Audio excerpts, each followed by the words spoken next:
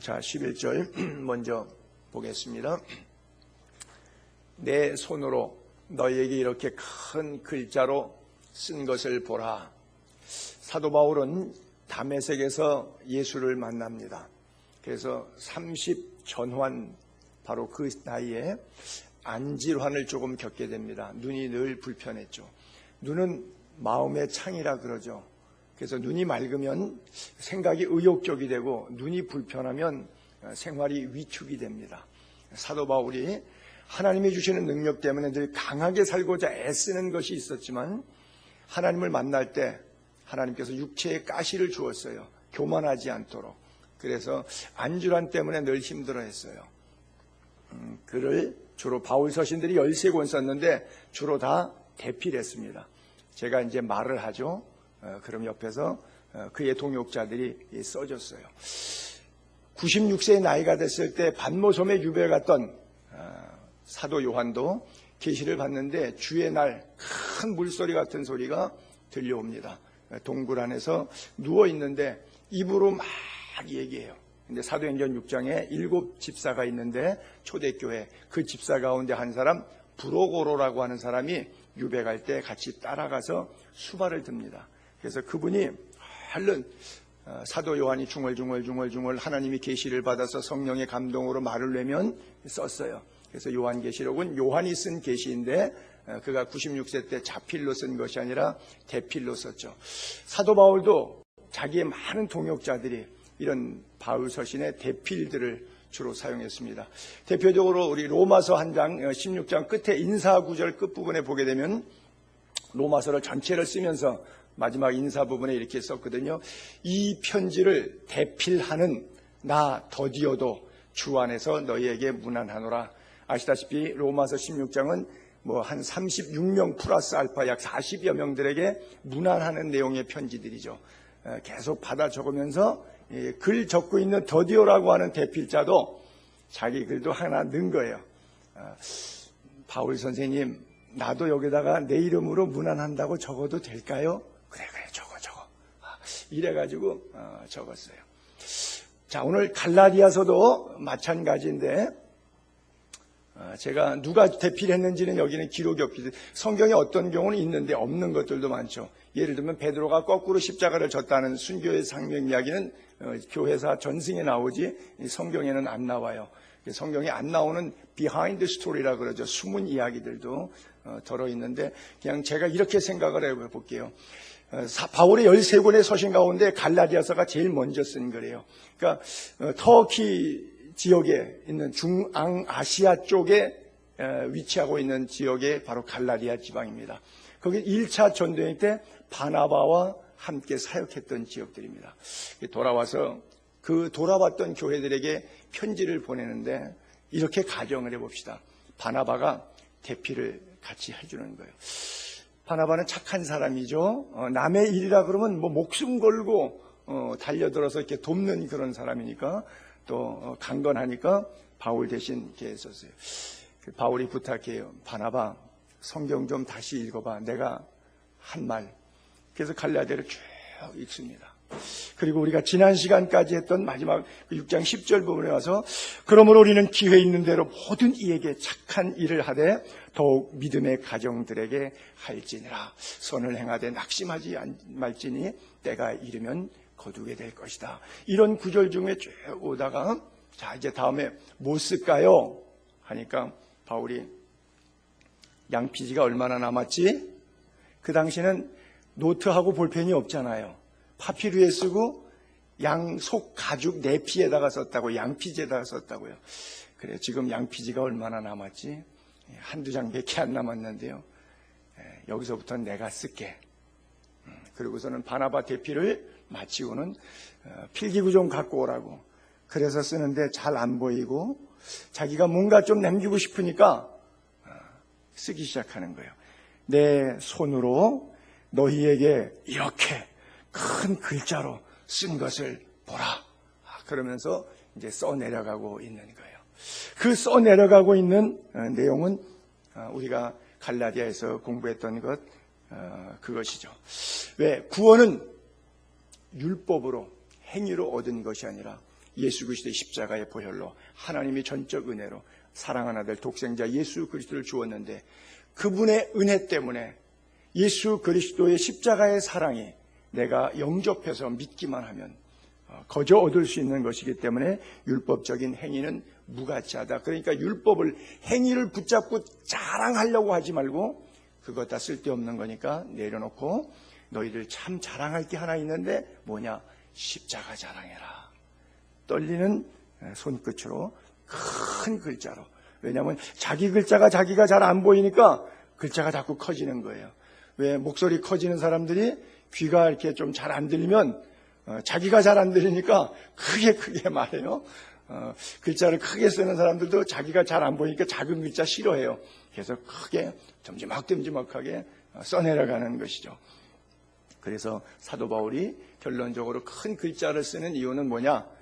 안주란 때문에도 쓰지만 사실 내용적인 면에 있어서는 십자가가 중요하다고 하는 중요한 포인트를 너희들의 자랑은 꼭 십자가뿐이어야 한다고 하는 그것을 강조해 주기 위해서 큰 글자로 썼다 그래요. 여러분들이 대략 아시겠지만 이 성경책은 창세기부터 구약의 말라기까지 신약의 마태복음부터 요한계시록까지 모두 구약 39권 신약 27권이 쓰여져 있는데 40여 명의 저자들에 의해서 약 1500년 걸려서 집필된 책입니다.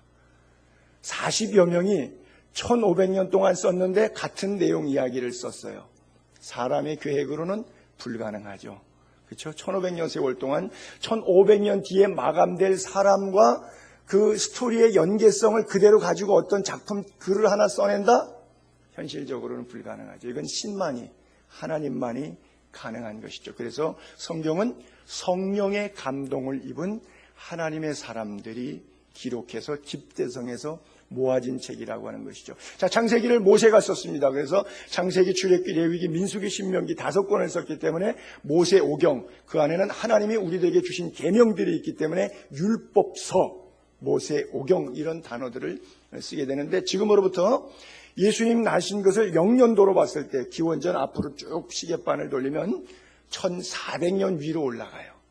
그리고 예수님이 오셔서 요한계시록, 예수님의 제자 요한이 반모섬에 가서 요한계시록을 완성한 것이 100년입니다. AD 100년, 지금으로부터 1900년 전. 그래서 구약의 1400년, 신약의 100년, 더하면 1500년 동안 40명의 하나님의 사람들에 의해서 66권의 기록들이 하나님이 우리를 어떻게 사랑하셨고 우리가 어떻게 구원받을 수 있는가, 창조하신 하나님의 창조와 타락과 다시 구원, 회복, 신락원과 복락원 사이에 있어서 중심추, 바로 그분은 하나님 예수 그리스도 이 땅에 오신 십자가로 우리를 속량하신 그분에 대한 이야기, 하나님의 사랑의 이야기, 예수 그리스도의 십자가 이야기, 성경책은 한마디로 십자가와 구원이죠. 그래서 그것을 쫙 써내려간 거예요. 그래서 사도 바울이 사실 오늘 마지막 큰 글자로 쓰고 싶은 얘기는 십자가만 붙잡자, 십자가만 자랑하자, 다른 거 다 놓쳐야 된다는 거죠. 다른 거 다 내려놓아야 된다는 것이죠. 그리고 우리가 끝까지 마지막까지 붙잡아야 될 것은 오직 십자가만 자랑하자, 그 얘기를 사도 바울이 쓰고 있는 거예요. 성경이 1500년 동안 쓰여졌는데 사실은 1050년 동안 쓰여졌다고 이해하셔도 좋아요. 1500년 가운데 450년을 빼고 1050년. 왜냐하면 구약이 기원전 1500년 전, 1400년 전부터 이렇게 쭉 쓰여졌는데 1000년 동안 쭉 쓰여지다가 400년, 예수님 오시기 400년 전에는 계시가 없었어요. 하나님이 인간에게 말씀하신 경우가 없었어요. 그걸 신구약 중간사라 그래요. 그리고 신약에 예수님이 오셔서부터 신약 성경이 완성되는데 언제부터 시작되면 예수님이 부활 승천하시고 사도들이 사역한 다음에 마태복음, 마가복음, 누가, 요한복음 나오는데 그중에 제일 먼저 쓴 것이 마가복음인데 50년 이후에 썼어요. 이 갈라디아서도 학자들마다 약간 차이가 있는데 보통 48년경에서 55년 사이에 쓴 것으로 추정하고 있어요.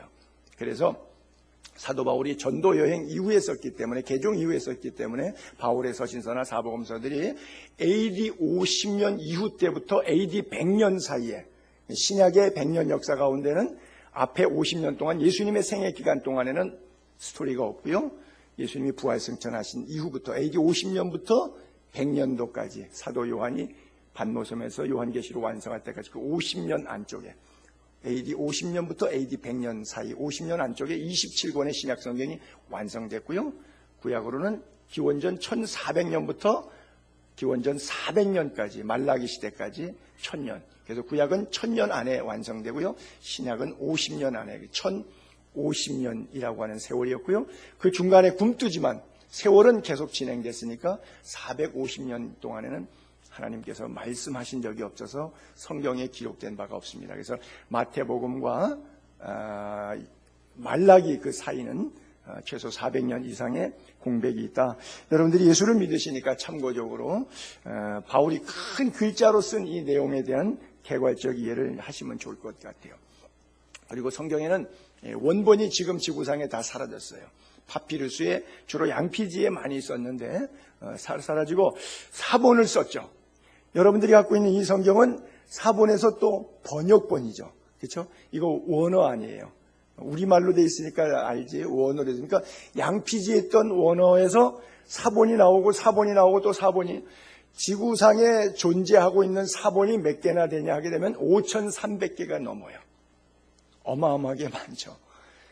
여러분 인쇄술이 발달되기 이전에 제가 그리스에 있을 때 그리스에서는 최고의 작품을 2800년 전 BC 8세기에 장림 가운데 문학의 대서사시를 쓴 사람이 있는데 호머라고 하는 사람, 일리아드나 오디세이라고 하는 작품을 쓴 사람인데 그 사람의 사본은 몇 개 안 돼요. 굉장히 유명한 글인데 전 세계적으로 오디세이와 일리아드라고 하는 호머의 글이 번역되지 않은 나라 말이 없어요. 그 정도로 유명한 책인데 그것은 사본들이 몇 개 안 남아 있어요. 그런데 성경책은 사본이 5,300개 이상 남아 있어요. 그 얘기는 뭐예요? 그만큼 널리 회자되고 역사적인 근거, 기록이 분명히 남아있다. 그런 뜻이 되죠. 하나님의 특별한 역사하심 속에 우리 손에 주어지게 된 거예요. 여러분 1917년 볼셰비키 공산혁명이 일어났을 때 1948년 모태동 문화혁명이 일어났을 때 이북에도 마찬가지지만 정권이 바뀔 때마다 교회당 폐쇄하고 성직자들, 목회자들 죽이고 성경책 싹 모아서 뭐하죠? 불태우죠. 왜? 이거 읽으면은 나라 변하고 가정 변하고 인격 변하거든요. 그러니까 사람 무지몽리하게 만들려고 그러면 절대 성경을 못 보게 만들어야 돼요. 성경을 읽고 인간이 개조되고 성경 읽고 나라가 개조되고 성경을 읽고 술 취함과 방탕함과 제멋대로 살던 남자들이 깨지고 회개하고 다시 하나님 앞에 돌아와서 멋지게 가정을 세워나가거든요. 그러니까 이대로 살면 독재하기에 아주 불편해. 그래서 독재자들이 정권 바뀔 때마다 성경을 얼마나 처참하게 다 불태워버렸는지 몰라요. 그런데도 불구하고 성경이 여전히 우리 손에 남아있다는 것은 하나님의 특별하신 인도, 하나님의 특별하신 섭리 때문에 우리 손에까지 주어진 게 된 것, 놀라운 은혜고 축복이에요. 믿으십니까? 그래요. 벤허 영화도 마찬가지지만 작가가 기독교를 반박하기 위해서 성경의 모순을 찾기 위해다가 읽고 읽다가 하나님이시구나. 그래서 깨져서 글 쓴 것이 영화로 만들어진 게 벤허 아니겠습니까? 요즘에 극장가 가셔서 여러분들에게 꼭 보세요. 이번 주 중에 예수는 역사다. 이런 게 있어요.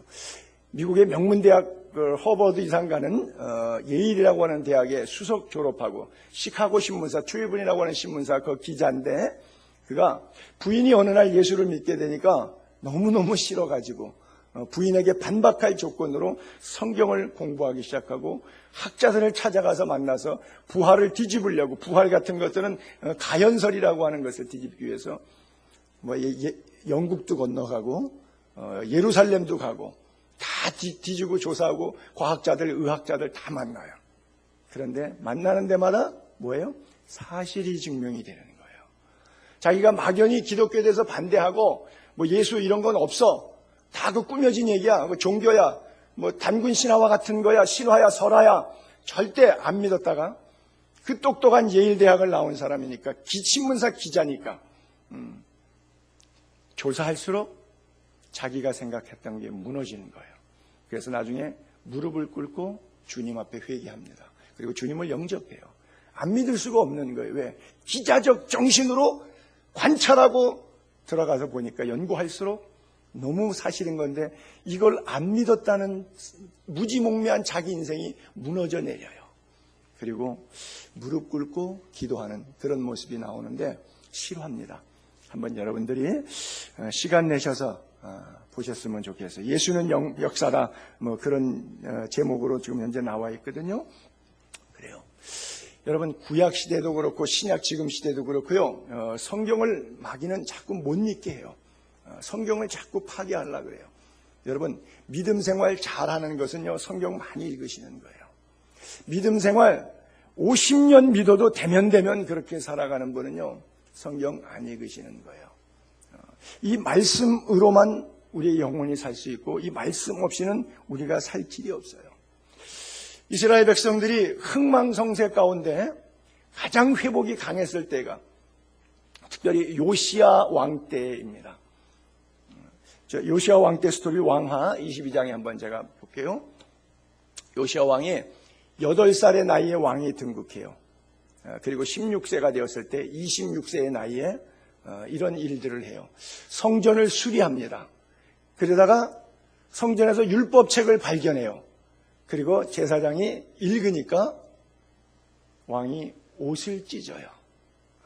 그건 무슨 얘기죠? 성전을 수리했다는 얘기는 여러분, 우리가 매일 여기 들락거리고선 제사를 드리면, 예배를 드리면 이게 뭐 수리할 만큼 손댈 만큼 이게 엉망진창되어 있지가 않겠죠. 집도 사람이 아무리 좋은 집도 오래 방치하면 망가져요. 사람이 살면서 입김이 어려야지 사람 안 살고 사람의 호흡, 입김, 대화가 그 공간에 없으면 이게 거미줄 쓸고 곰팡이 쓸고 이게 폐허가 돼버려요. 성전이 폐허가 된 거예요. 자, 이스라엘 사람들이 어떻게 솔로몬 성전 그거를 폐허를 시킬 정도까지 됐을까요? 폐허가 돼요. 그래서 수리해요. 성전에서 율법책을 발견하니, 여러분 당연한 얘기죠. 율법책이 어디에 있겠어요? 성전에 있겠죠. 근데 성전에서 발견했다는 얘기는 그동안에 관심이 없으니까 안 본 거죠. 당연히 율법책 성전 안에 있죠. 구약시대 때 그거 어디에 있겠어요? 말씀의 사본들이, 모세 오경 토라들이 다 어디 있겠어요? 이거 너무 당연한 얘기예요. 성경 율법책에서 나왔다는 얘기는 그건 쓸 필요가 없는 거예요. 너무나 100% 맞는 거예요. 여러분들이 교회에 나와요. 100%. 근데 여러분 안에서 말씀이 발견이 안 됐다. 여러분, 말씀이 발견되기를 바랍니다. 우리가 성전이잖아요. 고린도전서 3장에 보게 되면 우리가 성전이라고 말하고 있잖아요. 너희가 하나님의 성전인 것을 알지 못하느냐? 그렇잖아요. 제사장 사반이 왕 앞에서 읽을 때 옷을 찢어요. 여러분, 얼마나 멋있습니까? 말씀이 아무리 쪼개져도, 말씀이 아무리 임해도 한 귀로 듣고 한 귀로 흘려버리는 말씀 홍수 시대를 살아가는 우리들. 왕이 하나님의 말씀을 들으니까 체면과 채통이 있잖아요. 옷을 찢으면 어떻게 돼요? 속살이 드러나고 찢어진 옷의 천조각에 의해서 왕의 형세 꼬라지가 어떤 모습으로 보이겠습니까? 지금 하나님 앞에 영적으로 바로 서 있지 못하는 자신의 모습이 중요한 것이지 외형의 옷자락 얼마나 깨끗하게 양복 잘 입고 나와 앉아있느냐 하등에 중요하지 않았어요. 저 뭐예요? 눈물로 통곡하는 거예요. 내가 잘못 살았구나. 저 나이가 26살짜리가 그러네요. 죄송합니다. 여러분 26살 때 뭐 하고 계셨습니까? 자, 이제 왕이 또 선포합니다. 그 이후에 다음 장으로 넘어가서 보게 되면요, 왕이 단 위에 섭니다. 여호와께 언약을 세웁니다. 하나님, 이제 내가 마음을 다하고 뜻을 다하여 여호와께 순종하겠습니다. 그의 계명과 법도 율례를 지키겠습니다. 그리고 이 말씀 책에 기록된 언약의 말씀 다 이루어지게 만들겠습니다. 하매 백성이 듣고 다 그 언약을 따르기로 하니라. 성경대로 살겠습니다. 예, 왕이여, 우리도 왕이 받은 은혜처럼 우리도 그런 은혜 받고 왕이 깨닫고 목숨 다해서 하나님 섬기는 은혜로 우리도 그렇게 따르겠습니다.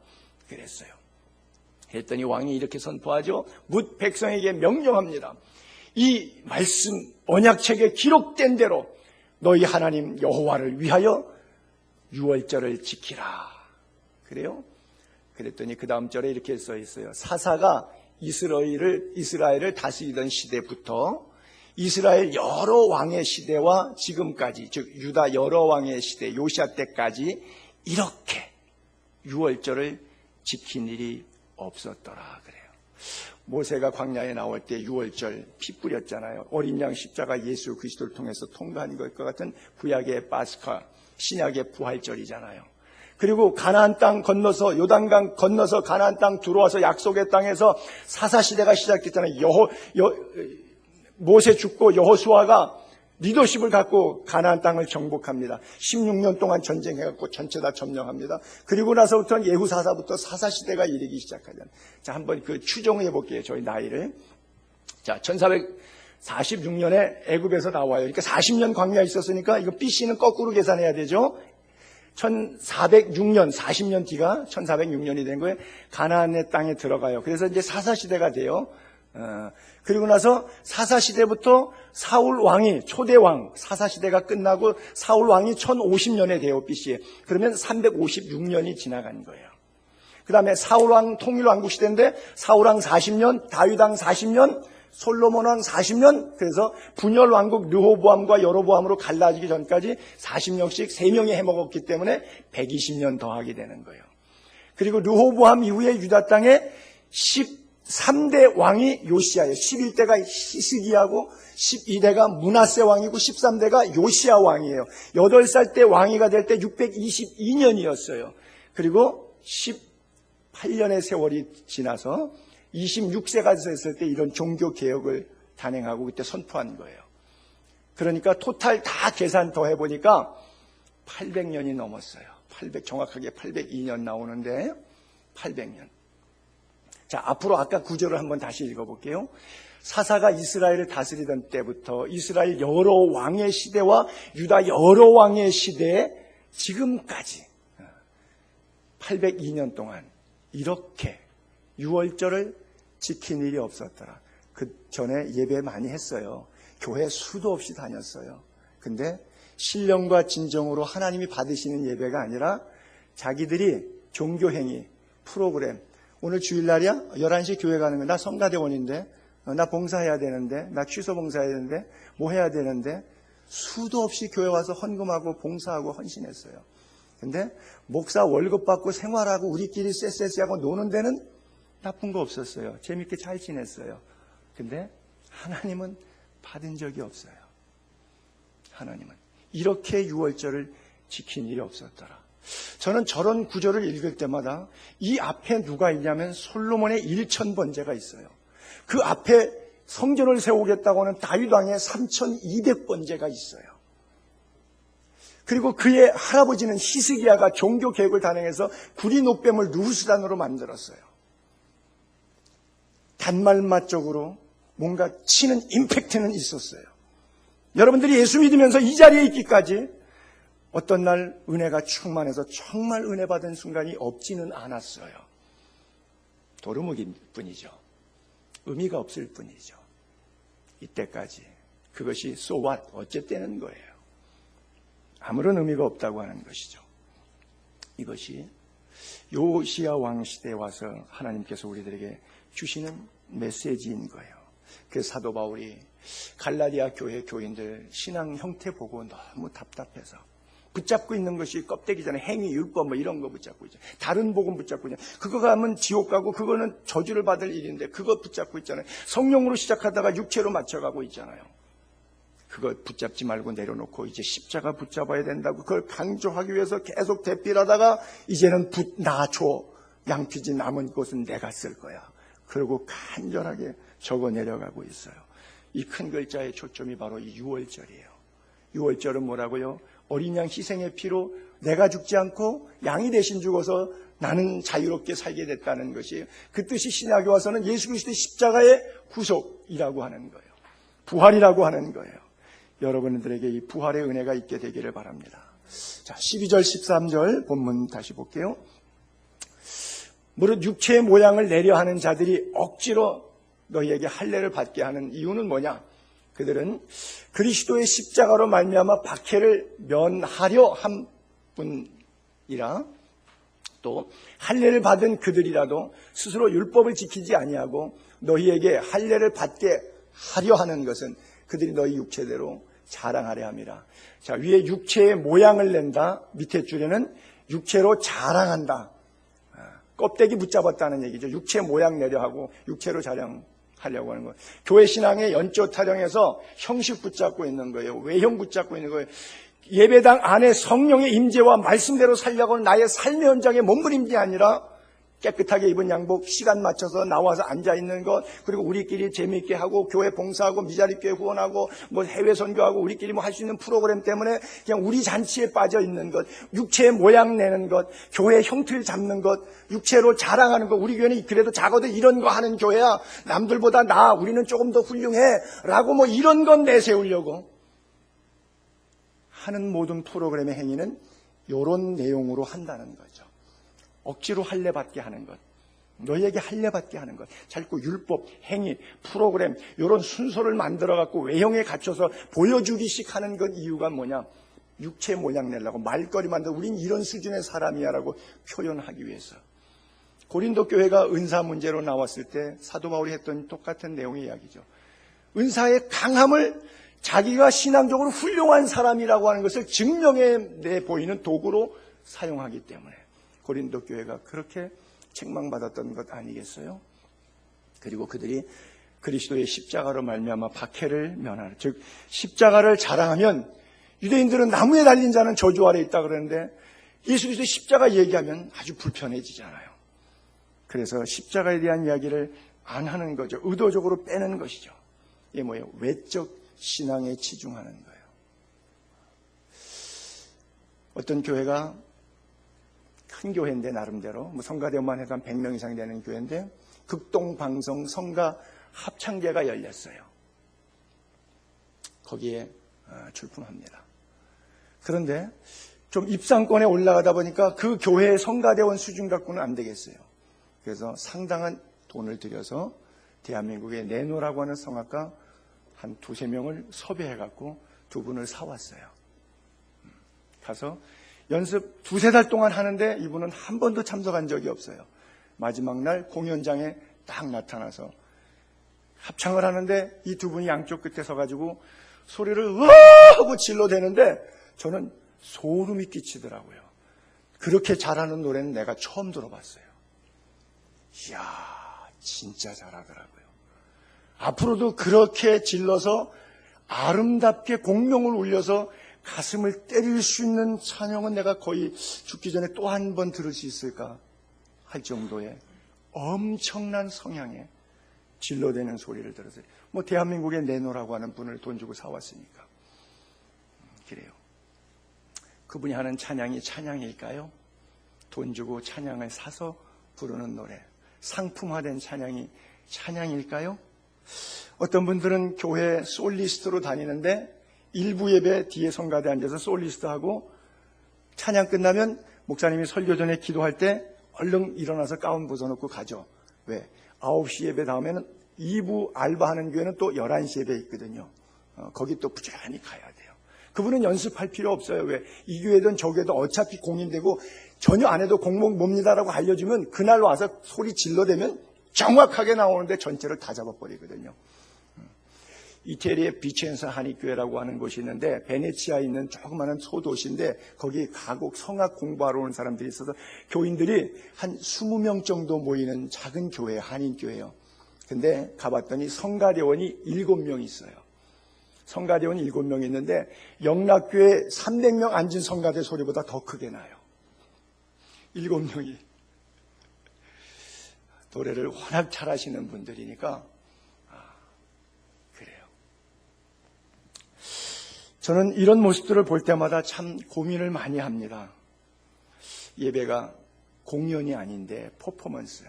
미국에도 보게 되면 뭐 청바지 찢어진 거 있고 뭐 티셔츠 자르면 강대상에 올라와가지고 뭐 말씀이 중요하지 뭐 복장이 중요하냐 뭐 이래갖고 뭐 이상한 뭐 여기다가 뭐 우산대도 꼽아놓고 뭐 중고차도 한 대 올려놓고 뭐 이러고 퍼포먼스 하는 그런 설교들을 많이 봐요. 그러고 사람들이 많이 모이고 재미가 있으니까 일단 교회 사람 많죠, 돈 많죠. 네가 뭔데? 힘이 있잖아요. 그러니까 그 예배가 틀려도 자기가 사람 많이 모이고 그리고 돈 있으면 그냥 가는 거예요. 말세에 이런 일들이 교회 안에 얼마나 많이 있는지 몰라요. 현란한 거칠의 놀이하고 감정을 최고조로 자극하는, 그래서 그런 교회일수록 뭐하죠? 몇 억대를 들여서 음향시설 하죠. 그 다음에 조명시설 하죠. 왜? 분위기 연출해야 되니까. 여러분 솔직히 생각해 봅시다. 초대교회 3,000명씩 모이고 성령 강림하실 때 다 뒤집어져 갖고 새 방언을 말하고 목숨 걸고 선교하러 열방으로 흩어져 두루 다니며 복음을 전했던 사람들이 그 받았던 은혜 받았던 그 예배의 현장, 조명장치, 분위기, 음향장치 훌륭했을까요? 예배드리다가 로마 군인들 와서 잡아가면 잡혀가서 순교하던 사람들이었어요. 그런데 왜 그들의 예배는 그렇게 힘이 있죠? 그들은 왜 그렇게 죽음을 두려워하지 않고 땅에 발이 닿았는데도 어떻게 천국의 구름 위에 떠서 사는 사람처럼 예수를 믿을 수 있었죠? 그게 어떻게 가능한 거예요? 오늘날은 연출해도 잘 안 되는데. 사람의 인위적인 것과 성령에 이끌어 가신 것은 분명히 다른 거예요. 성령의 역사하지 않으니까 성령의 역사를 억지로 만들어가는 분들이 많이 있죠. 예전에 부흥사 본인도 간증하면서 그런 설교를 회개하면서 고백하죠. 손에 조그마한 후레쉬 들고 있고 딱 불 끄고 기도원에서 기도할 때 안수기도 해줄 때 머리에다가 손 대고선 안수기도, 눈 감고 있으니까 거기다가 후레쉬를 푸쩍 비치는 거예요. 그리고 안수기도 해주니까 목사님이 안수기도 해주는데 갑자기 불이 푸쩍 보이니까 눈 감았으니까 후레쉬인지는 모르고, 이야, 성령의 불이 기도하니까 목사님이 손 대니까 번쩍번쩍 하더라. 그래, 번쩍번쩍해서 뭐 하시게? 그리고 집에 가서 남편하고 대판 싸우고 애들한테 소리 지르고 살림은 개판으로 하고, 그 번쩍해서 뭐 하게? 아무 인격의 변화가 없어요. 감정의 느낌은 터치가 있어요. 그것을 성령의 역사라고 생각하고 있었던 교인들이 많이 있었죠. 여러분, 예배의 자리에서의 최고의 만남은 퍼포먼스가 아니라 지정의로 말씀이 나를 터치하시는 하나님을 인격적으로 만나는 거예요.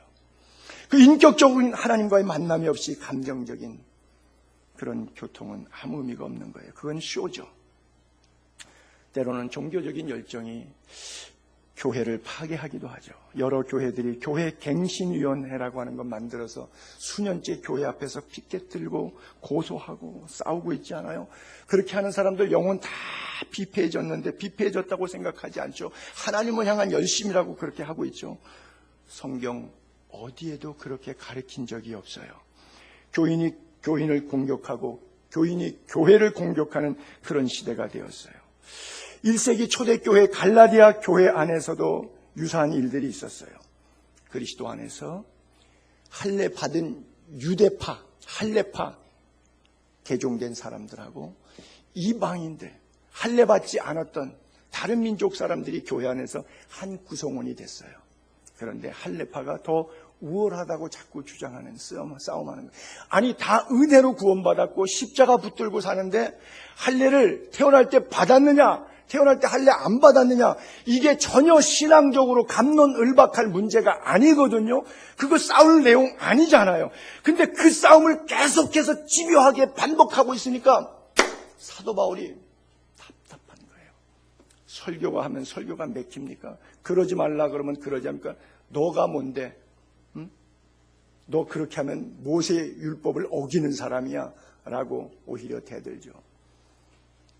사도 바울이 점점 비폐해져가는 그들을 보면서 제발 율법 논쟁 다툴 일 중단하고 십자가의 은혜 앞에 나아가자, 이렇게 강조하고 있어요. 여러분, 오늘날도 교회 안에서 목사라고 장로라고 권사라고 교회 창립 멤버라고 이 교회 내가 세웠다고 이러고 연조 타령하는 교회들이 얼마나 많이 있는지 몰라요. 교회 안에서 자리 다툼, 힘겨루기 하고 분쟁의 이유가 얼마나 많이 있는지 몰라요. 왜냐하면 십자가를 놓쳤기 때문에 그래요. 그렇다고 해서 그 사람의 내면 속에 들어가서 보면 율법을 잘 지키고 있느냐? 율법 타령하는 그들의 율법, 그들의 가정의 삶, 그들의 경제의 삶, 그들의 인격의 삶은 옳으냐? 그렇지도 않아요. 그런데 자기 것은 감춰져 있으니까 하나님도 못 보는 줄 알고 눈에 들보를 보지 못하고 남의 티끌을 가지고 율법적인 갑론을박하고 연조 타령 때문에 가오를, 일본 말이죠. 가오를 잡는다. 제가 가오를 잡는다는 말을 어떤 뜻으로 한국말로는 해석이 되나 찾아봤더니 일본말의 은어래요. 근데 척한다 이렇게 써 있더라고요. 또 허세를 부린다. 그렇잖아요. 구원 못 받았는데 구원 받은 척, 하나님의 신령한 은사가 없는데 신령한 척, 허세를 부리는 것. 그렇죠? 이게 바리새인들의 모습이었어요. 예수님께서 뭐라 그래요? 외식하는 서기관들과 바리새인들이요 그래요. 요즘 말로 하게 되면 가오 잡는 바리새인들이요, 뭐 그런 뜻이 되겠죠. 사람은 외모를 보지만 하나님은 마음 중심을 보심을 믿게 되기를 바랍니다. 사람의 평가는 그 사람 어느 대학 나왔대, 그 사람의 재력이 얼마나 된대, 그 사람의 인맥이 얼마나 된대, 그 사람 어디에서 공부해서 박사학위 몇 개나 받았대, 무슨 직장 다니고 있대, 뭐 대기업이래 아니래, 이런 것 갖고 그 사람 그래, 에이 그거야, 이렇게 사람은 껍데기 가지고 평가합니다. 여러분, 하나님도 그렇게 평가하실까요? 그렇지 않지요. 그래요. 모든 면에는 장단점이 있는데, 에디슨이라고 하는 사람이 전기를 발견했죠. 유명한 사람이죠. 근데 에디슨이 만든 게 뭐죠? 사람 죽이는 전기 사형틀. 그거 에디슨이 만들었어요. 전기를 만들어서 인류에 공용도 하고 또 사람을 죽이는 그런 사형 무기도 만드는 것이죠. 핵무기 가지고 전쟁하면 파괴력으로 사람을 죽일 수 있고요. 또 이 핵 농축액 가지고 경제시설로 전환하면 엄청난 에너지를 만들어서 국민 편익을 증강시킬 수가 있겠죠. 그래요. 똑같은 칼을 가지고 가정주부가 온 가족 식구들 건강에 쓸 수가 있고 생명을 살리는 일에, 어떤 칼은 사람을 찔러서 죽이는 칼로 사용할 수도 있겠죠. 돈도 마찬가지고요. 무엇이든지 죽이는 데도 쓸 수 있고 살리는 데도 쓸 수 있는 거예요. 진짜와 가짜는 같은 것 안에서 어떤 가치 기준을 두고 사용하느냐에 따라서 달라지는 거예요. 저는 이렇게 여행을 하다 보면 가끔 뭐 그런 자연사박물관이라든지 이런 거 하는데, 영국에 갔을 때 한번 본 것 가운데 잊을 수 없는 것이 밀랍 인형 박물관을 갔는데요. 전 세계 대통령들, 위인들 밀랍으로 이렇게 쫙 만드니까 그 초로 만든다 그러죠. 그러니까 만들었는데 똑같아요. 키, 체형, 얼굴 생김새, 그리고 그들이 평소에 즐겨 입던 옷, 이런 것을 똑같이 만들어놨는데 하나도 안 달라. 이야, 참 사람의 손재주가 참 좋아도 이렇게 좋은 거로구나. 볼 때마다 너무, 그래서 그 앞에서 같이 뭐 이렇게 사진 찍는 폼 잡고 뭐 이렇게 같이 사진도 찍어서 꼭 진짜인 것처럼 그렇게 쇼도 하고, 뭐 트릭 아이라 그러죠. 그렇게 하는데 진짜 같아도 진짜예요, 아니에요? 생명이 없어요. 그렇잖아요? 여러분, 교회는 다니시는데 예수의 생명 여러분 안에 있습니까? 아니면 밀랍 교인이십니까? 예수의 생명이 여러분 안에 있습니까? 사도 바울은 지금 갈라디아 교인들에게 이게 묻고 싶은 거예요. 그들이 십자가 불편하게 생각하죠. 여러분, 빌립보서 3장 18절에 볼게요. 이런 구절이 있죠. 내가 여러 번 너희에게 말하였거니와 이제도 눈물을 흘리며 말하노니. 너무너무 답답해서 이야기하다 보니까 바울이 설교할 때 막 눈물이 나는 거예요. 여러 사람들이 그리스도의 십자가의 원수로 행하느니라. 빌립보 교인들이 얼마나 뜨거웠던 좋은 교인들이에요. 바울이 전도여행 갈 때 제일 먼저 선교 헌금했던 교회가 빌립보 교회고요. 바울이 감옥에 있다 그러니까 로마까지 영치금으로 선교비 보내준 교회가 빌립보 교회예요. 근데 그런 좋은 교회 안에서도 교인들 가운데 안 좋은 일이 있어서 바울이 계속 설교해요. 여러 번 너희에게 설교했다. 내가 울면서까지 설교했다. 근데 여전히 그리스도의 십자가의 원수로 행한다. 근데 그렇게 가면 안 돼. 그들의 마침은 멸망이야. 그들의 하나님은 자기 배가, 자기 생각이, 자기 감정이 하나님인 거야. 그 영광은 뭐냐? 부끄러운 것뿐이야. 땅의 일을 생각하기 때문이지. 그러나 우리의 시민권은 하늘에 있다. 거기가 뭐가 있어요? 거기로부터 구원하는 자, 곧 주 예수 그리스도를 기다리노니. 그렇잖아요. 우리가 십자가에 예수 그리스도 붙잡는 것, 이것이 우리들의 모든 신앙의 다가 아니겠습니까? 그래요. 모든 교회들마다 교인들은 교회가 다 평안하기를 원하죠. 그렇죠? 여러분 가운데 우리 교회가 불편하기를 원하시는 분 계십니까? 교회가 다 평안하기를 원하죠. 그러나 여러분, 제가 좀 찬물을 끼얹을게요. 꿈 깨세요. 지상의 교회는 평안할 수가 없어요.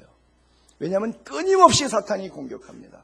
목사 속에 들어가고, 장로 속에 들어가고, 집사 속에 들어가고, 권사 속에 들어가고, 끊임없이 365일 하루 24시간 중에 사탄에게 노출되지 않은 진공 상태가 우리에게 가능합니까? 가능하지 않죠. 성경에 그렇게 써 있어요. 사탄이 공중권세를 잡았다고요. 그래서 때로는 우는 사자처럼, 때로는 광명한 천사처럼 두루 삼킬 자를 찾는다 그랬어요. 욥처럼 경건하게 사는 사람도 사탄이 배가 아파갖고 하나님이 물질 축복해주고 명예 축복해주고 잘 먹고 잘 살게 해주니까 하나님 좋으신 분이라고 예배하지, 저거 조금만 힘들어봐요. 아이고 나중에 하나님이 어디서 이러고 나자빠질 거예요. 그래, 그렇지 않을 텐데. 이것 때문에 힘들었던 게 욥의 생이 아닙니까? 욥이 고난받을 이유 하나도 없어요. 사탄이 하나님까지 충동질해서, 하나님 내가 한번 시험해볼까요? 해볼까요? 하나님한테까지 충동질해서 그 경건하고 의로운 욥을 힘들게 해요. 때로는 그리스도 안에서 경건되이 살고자 하는 자는 무릇 고난도 받는다 그랬거든요. 우리에게 원치 않는 십자가가 올 때 주님의 십자가를 굳게 붙잡으면 나에 있는 십자가는 고난이 아니라 은혜라고 하는 것을 깨닫게 될 것입니다. 그것은 감사의 조건이고 축복의 조건이 된다는 것을 깨닫게 될 겁니다. 그래요. 죄인들의 공동체이기 때문에 교회는 끊임없이 사탄의 공격을 받습니다. 교회는 죄인이 들어와요. 바깥 사람들이 맨날 교회 욕하는 게 뭐예요? 예배당이 뭐 그래, 목사가 뭐 그따래, 교인들 맨날 지들끼리 쌈박질만 해. 그리고 교회가 교회답지 않다고 욕을 합니다. 맞지요. 그들의 말이 틀린 게 하나 없습니다. 왜냐하면 여기 앉아있는 우리가 누구죠? 의인들이에요, 죄인들이에요? 엄청난 죄를 지은 인간들이죠. CCTV 거꾸로 한번 돌려볼까요? 그렇잖아요. 세상 CCTV에도 걸리는데 하나님 CCTV는 여러분 안 걸릴 것 같아요? 여러분이 지은 죄, 일주일 동안 무슨 짓 하고 다녔는지 하나님의 CCTV에 안 걸릴 것 같아요? 다 걸리죠. 올 수 없는 죄인들이 자기 고집, 자기 감정, 자기 삶, 자기 죄 가지고 여기에 예배드리러 왔는데 여기가 경건할 수가 없지요. 생각이 다 있는데 절대 경건하지 않습니다. 교회는 목욕탕처럼 때 많은 사람들이 와서 때 벗는데요, 때 씻는데요. 여러분 비누거품 칠해서 처음에 목욕탕 때 내면 샤워하면 그 비누거품 물 얼마나 더러운 물 나가요. 여기서 씻는데요, 목욕하는데요. 말씀으로 생수의 근원 되신 예수 그리스도로 씻는데요. 그래서 여기에서 씻기고 또 씻겨서 말씀으로 갈고 닦아서 천국 갈 때는 죄인으로는 천국 못 가요. 교회는 의인이 들어오는 것이 아니라 죄인이 들어와요. 예수님께서 그렇게 설교하셨잖아요. 나는 의인을 부르러 온 것이 아니라 죄인을 부르러 왔다. 그러면서 예를 드신 것이 건강한 사람은 의사 필요 없다. 병든 자에게라 의사가 필요하다. 나는 죄인을 부르러 왔다 말씀하시잖아요. 교회는 죄인이 들어와요. 그러나 죄인으로는 천국 못 갑니다. 여기서 결국 씻어야 됩니다. 여기서 안 씻고는 못 나갑니다. 씻어야 됩니다. 적당한 메시지, 적당한 기도, 적당한 성경 나눔으로 씻길 거라고 생각하지 마세요. 성령의 불의 임재를 느끼십시오. 말씀의 칼로 난도질을 당하십시오. 좌우의 날선 어떤 검보다도 예리한 성령의 검으로 수술을 받으십시오. 그리고 잘못된 부분들을 집도당해서 끄집어내고 회개되고 옛사람, 옛성품, 옛구습들 다 끄집어내고 하나님의 거룩한 성품, 성령의 9가지 열매와 같은 새로운 사람으로 다시 이식 수술되어지는 은혜가 있게 되기를 바랍니다. 그것이 갈라디아 교회에 주었던 성령의 은혜, 육체의 일 15가지와 성령의 열매 9가지를 비교했던 것이 바로 직전장 5장의 스토리가 아닙니까? 사도 바울이 강조하고 있는 그런 메시지예요. 그래요. 다시는 죄를 짓지 않는 것. 이곳에 와서 몸부림칠 때 죄인으로 왔지만, 그러나 용서받은 죄인으로 의인이 되어서 하나님 나라 가는 것. 이미 죽어서도 하나님 나라 갈 거지만 살아서도 하나님의 나라를 소유하면서 이 땅을 살아가는 경건한 그리스도인의 삶. 여러분, 가늠하다 현장에서 잡혔던 여인, 돌 맞아 죽을 뻔했는데 예수님께서 어떻게 말씀하셨죠? 고린도전서 요한복음 9장 한번 올려볼게요. 8장, 요한복음 8장. 네. 예수께서 일어나서 여자 외에 돌 던진 사람들 다 갔잖아요. 아무도 없는 것을 보시고 이르시되, 여자여, 너를 돌을 들어 찌려 죽이려고 했던 그 고발하던 그 사람들 어디 있냐? 너를 정죄한 자 어디 있냐? 묻습니다. 대답하되 주여 없습니다. 예수께서 이르시되 나도 너를 정죄하지 아니하노니 가서 다시는 죄를 범하지 말라. 바로 저 밑에 있는 빨간 줄이 교회의 기능입니다. 나도 너를 정죄하지 않으니, 여러분, 예수님한테 저 여자가 정죄받는 것은 마땅한 거예요. 근데도 예수님이 정죄하지 않는다는 거예요.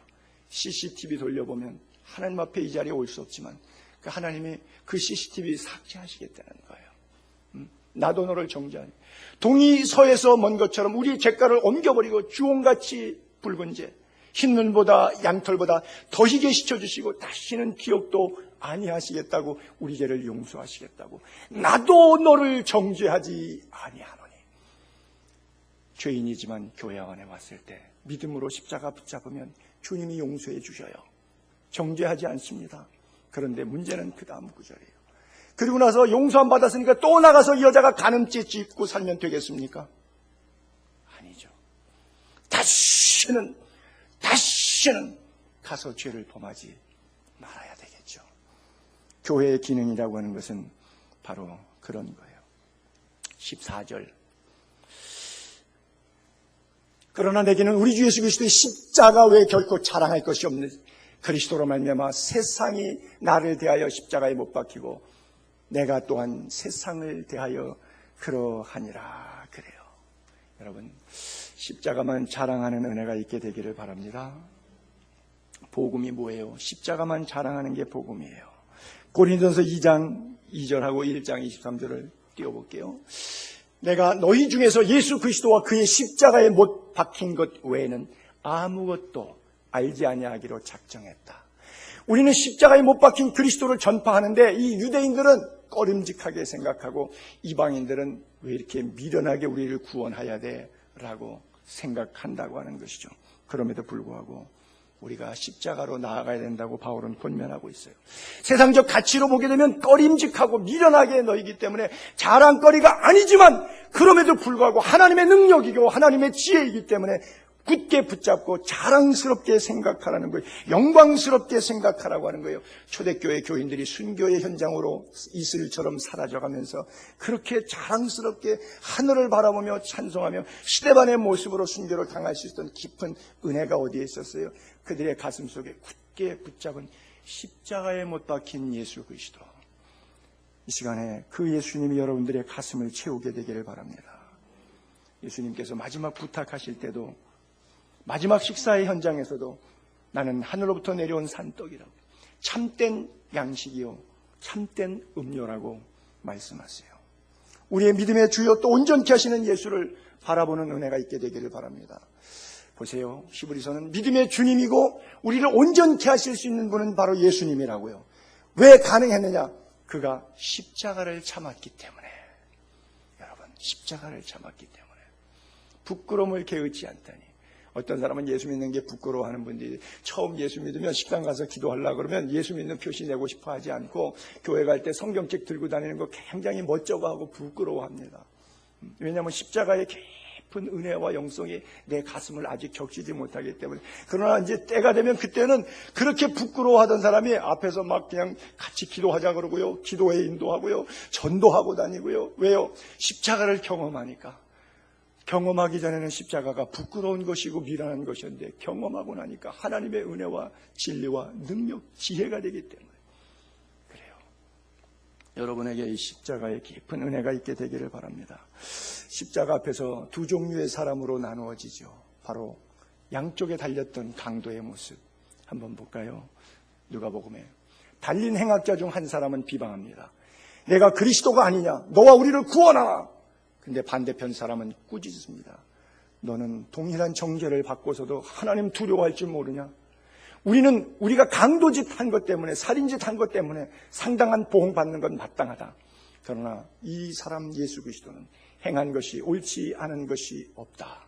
그리고 부탁하죠. 다음 절에 보면 예수님 하나님 나라 갈 때 Remember me, 날 기억해 주세요. 날 기억해 주세요.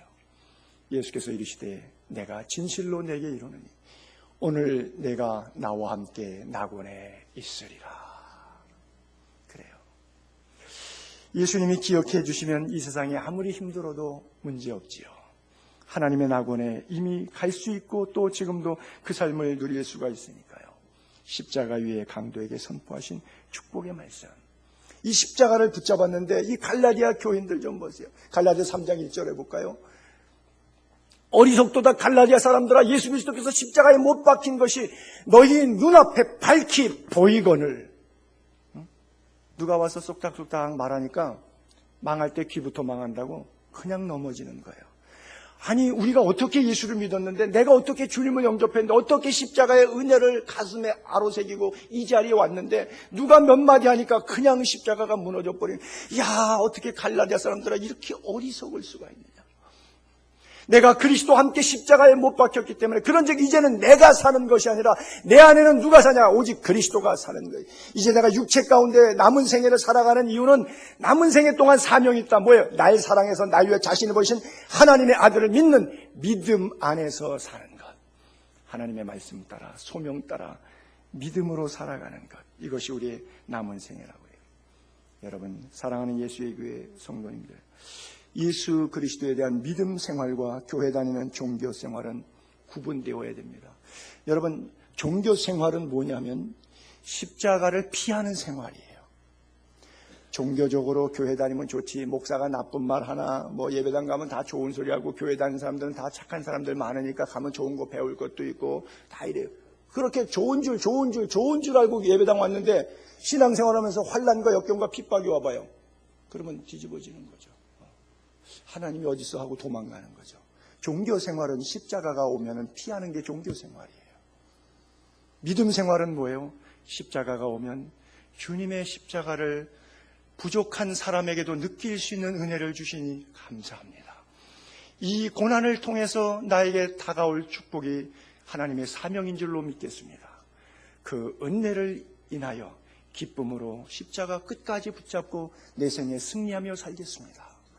이것이 십자가를 피하는 사람과 십자가를 지는 사람, 교회 생활, 종교 생활하는 사람과 믿음 생활, 신앙 생활하는 사람의 급격한 차이입니다. 그래요. 1세기 교인들은, 초대교회 성도들은 단일 교회가 없었어요. 요즘엔 교회가 너무 많아서 이 교회 저 교회 왔다리 갔다리 하지만 하나님의 아들을 믿는 믿음 안에서 살았기 때문에, 이 기복신앙 때문에 이 한국 교회가 많이 어지럽혀졌죠. 그래서 신앙생활에서 이렇게 중직자 정도 되고 이렇게 되면은 복받았다는 증거가 뭐예요? 좋은 차 타고 넓은 집 살고 이렇게, 나 예수 믿어서 복받았다, 이쪽으로 가는 것이죠. 기복신앙 때문에 한국 교회가 너무 심하게 병들어 있어요. 십자가를 자랑하지 않으니까 이런 걸 붙잡고 자꾸 한눈 팔게 되는 거예요. 종교적 목적 달성을 위해서 인위적인 방법을 자꾸 교회가 동원하게 되는 거예요. 이게 세속화입니다. 교회 안에 갖고 있는 프로그램 가운데 인위적인 방법을 동원해서 하나님 기뻐하시는 않는 일들이 얼마나 많은가. 강도의 구렬이라고 말씀하시는 예수님의 채찍 맞을 일들이 교회 안에 얼마나 많은가. 교회와 세상은 딱 갈라져서 요단강처럼 분명한 분기점이 있어야 돼요. 성결의 땅으로, 약속의 땅으로, 말씀의 땅으로, 이 땅과 하나님의 나라로 구분이 돼야 돼요. 그런데 교회가 이것을 구분하지 못합니다. 세상이 교회 안에 다 들어와 있어요. 요한일서 2장에 볼까요? 이 세상이나 세상에 있는 것들을 사랑하지 말라. 누구든지 세상을 사랑하면 아버지의 사랑이, 십자가의 사랑이 그 안에 있을 수가 없다. 세상에 있는 모든 것은 육신의 정욕이요 안목의 정욕이요 이 세상의 자랑뿐이다. 그것은 하나님 아버지로부터 위로부터 온 것이 아니라 세상으로 이 땅의 것들이다. 이 세상도 정욕도 지나간다. 오직 그러나 하나님의 뜻, 말씀대로 사는 자는 영원히 거한다. 그래요. 그러면 우리가 붙잡는 약속이 뭐예요? 요한일서 2장 25절 조금 더 내려가면 그 다음 구절에 이렇게 써 있어요. 예수님이 우리에게 약속하신 것은 무엇입니까? 영원한 생명이라. 믿습니까? 그래요. 우리는 내가 사람들에게 어떻게 보일까에 대한 초미의 관심이 있습니다. 사람들이 나를 뭐라 그럴까? 사람들이 나를 어떻게 평가할까? 굉장히 관심이 있어요. 내가 입는 옷, 내가 하는 행동, 내가 나타난 결과물에 대해서 어떤 반응이 올까? 여러분 그거 궁금하게 생각하지 마시고 이걸 궁금하게 생각해요. 하나님이 지금 내가 살아가는 라이프 스타일 보고 어떻게 평가하실까? 예수를 10년 믿어도 여기에 질문에 대한 감각은 없어요. 지금 내가 살고 있는 라이프 스타일을 하나님이 보시면 뭐라고 말씀하실까에 대한 것은 관심이 없는데 목사님이 나를 어떻게 평가할까? 장로님이, 집사님이, 옆에 사람이, 직장에서 동료가, 친구가 나를 어떻게 평가할까? 여기는 관심이, 초미의 관심이 있어서 그것을 바꾸려고는 애를 써요. 근데 하나님이 보시는 부분에 부족한 부분은 바꾸려고 하는 생각은 별로 없어요. 말씀으로 가까이 자꾸 나아가십시오. 더 많이 성경을 읽으십시오. 하나님의 말씀에 이끄심을 받으십시오. 물이 바다를 덮음처럼 하나님을 아는 지식이, 여러분 이사야서와 하박국서에 동일한 말씀이 반복돼 나오는데 이사야 선지자에게도 하박국 선지자에게도 하나님께서 그 시대의 정황 속에서 주셨던 동일한 메시지예요. 물이 바다를 덮음처럼 여호와를 아는 지식이 세상에 충만합니다. 물이 바다를 덮음같이 여호와의 영광을 인정하는 것이 세상에 가득. 우리는 내 영광을 생각하는 것으로 나의 삶이 가득하죠. 그러나 믿음의 사람은 다른 삶을 살도록 요구하고 있어요. 하나님 나라 백성으로 산다는 것 다시 여러분 고민해 볼 수 있게 되기를 바랍니다. 우리가 자유를 위해서 부르심을 받았지만 스스로 종이 되고 노예가 돼서 서로 사랑하고 희생하고 격려하고 짐을 서로 져주는 것, 이것이 구원받은 우리들의 모습입니다. 아무 구원받을 만한 자격이 없는 우리들을, 죄와 허물로 죽을 수밖에 없는 우리들을 십자가의 보혈로 속량해 주시고 희생당하신 그분, 우리는 그분 안에서 생명 공동체가 됐어요. 세상 육신의 가족들보다 더 끈끈한 그리스도의 사랑이 우리를 가족으로 만들었어요. 그래서 예수 안에서의 생명이 나눠지는 하늘의 가족이고 십자가로 하나 된 가족들입니다. 그래서 세상을 향해서는 죽는 것이 우리 성도들의 삶이 되어야 됩니다. 교회는 다니는데 예수는 예수대로 믿고 세상은 세상대로 붙잡고 사는 것, 두 마음을 품고 정함이 없는 자라 그랬어요.